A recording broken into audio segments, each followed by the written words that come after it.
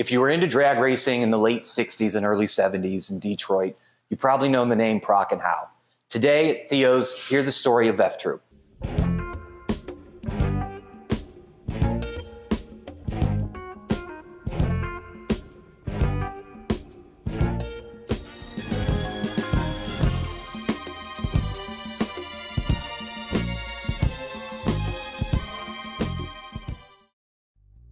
The story of the Prock and Howell F Troop Willys. In the late 1960s, drag racing was exploding across America. Gas coupes and the newly emerging funny cars were pushing technology to the limit. In Detroit, where hot rodding runs through the veins of the automotive industry, two racers would create one of the most unforgettable outlaw machines of the era. One of the racers was Tom Prock, a respected engine builder and tuner with a love for fast Willys coupes. The other was Jay Howell, a talented driver and an amazing engineer who worked at Loi Stamping company, one of the most influential race car chassis builders drag racing places in history. The partnership would produce the legendary F Troop 1933 Willys. Detroit Iron and the birth of Loi Stamping.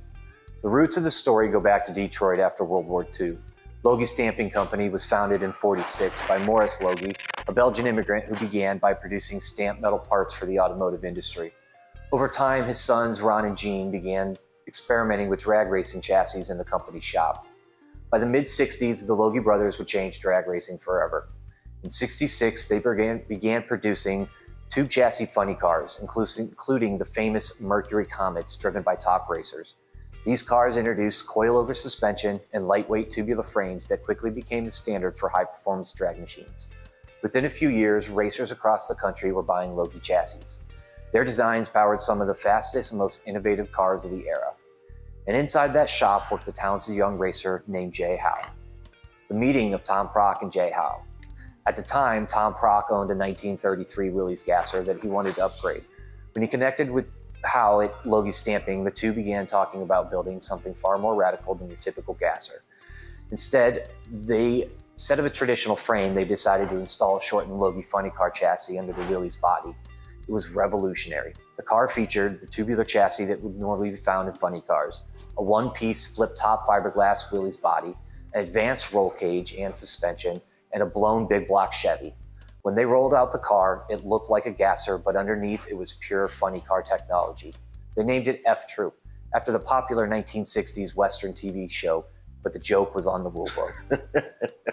Too wild for the rule book. When Prock and Howell brought the car to the first NHRA event, officials immediately rejected it. The reason?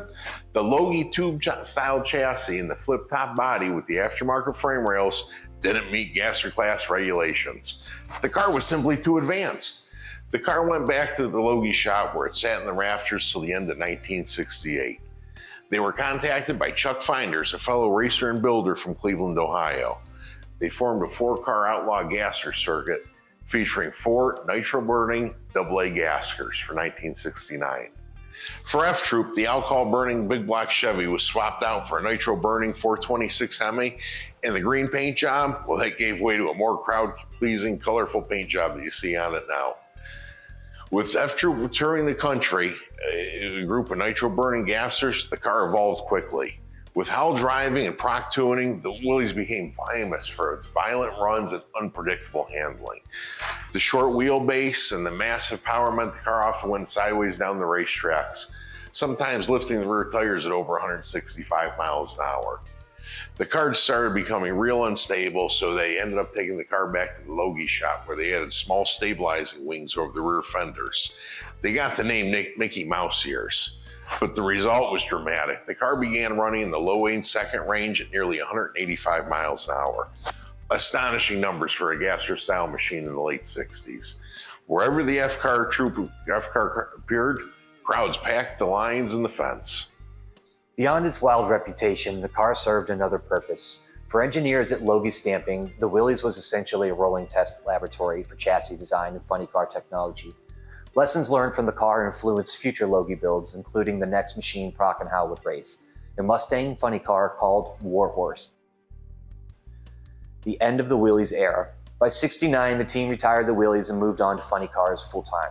The drivetrain from F-Troop was transplanted into the new Mustang, and the team began competing on larger circuits. Jay Howe would later become one of drag racing's most respected chassis designers and drivers, being introduced into the International Drag Racing Hall of Fame in 2025, while Tom Prock went on to race and tune several famous funny cars along with his son, Jim Prock, who tuned for many, including John Force. Austin Prock, who is the son of Jimmy and the grandson to Tom, was the 2025 NHRA Funny Car Champion. The F-Troop Willys had already secured its position in history. Legacy.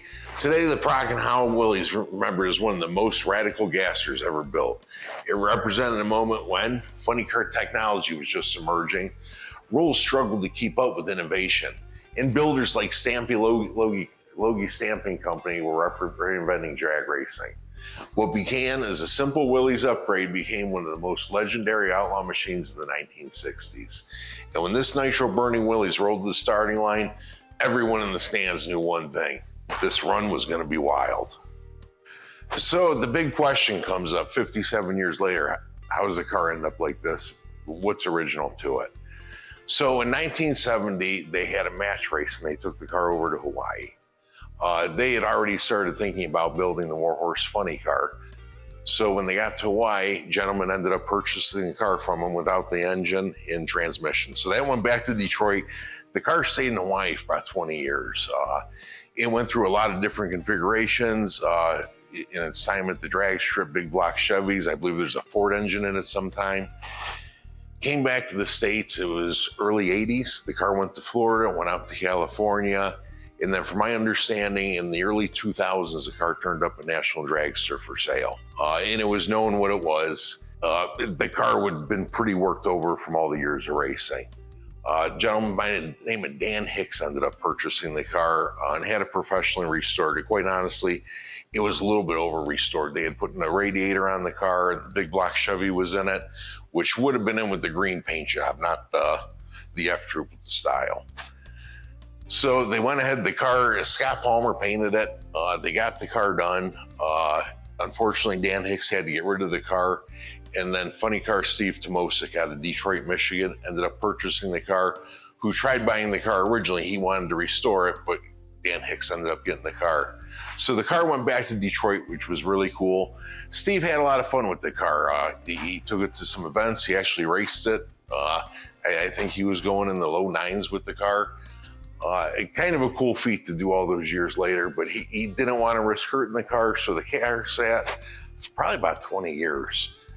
He had it in his basement with the rest of his collection, and I ended up getting the car. I wanted to put the Hemi back in it, so went ahead, did the Hemi for it. The cars had some little upgrades. One of the cool things, Logie was the innovator of the coilover shock. There was no drag racing specific shock at that time. So Jay Howe, and I actually talked to him and he explained to me the process. He'd go to Napa and buy the shocks. He'd bring them back to the shop, completely strip them down. He even would take all the fluid out of them, all the absorber fluid, and pour it into a drum and reuse it when he assembled it. But he basically threaded it and made it so you put a spring in there for the coilover, and it was an adjustable coilover. It was revolutionary for the funny cars and the suspension systems for 1968 and 9. So you got the car back, we've done that. Last week we put the fuel tank in it. It's completely ready to fire. We got some shows in June that's gonna cackle. Not sure exactly what we're gonna do with it. I'd always say I'd love to do a burnout, maybe a driveway burnout. So keep watching Theo Speed Shop. We got some other videos we're gonna do. We got a lot of cool builds going, and we definitely appreciate you tuning in.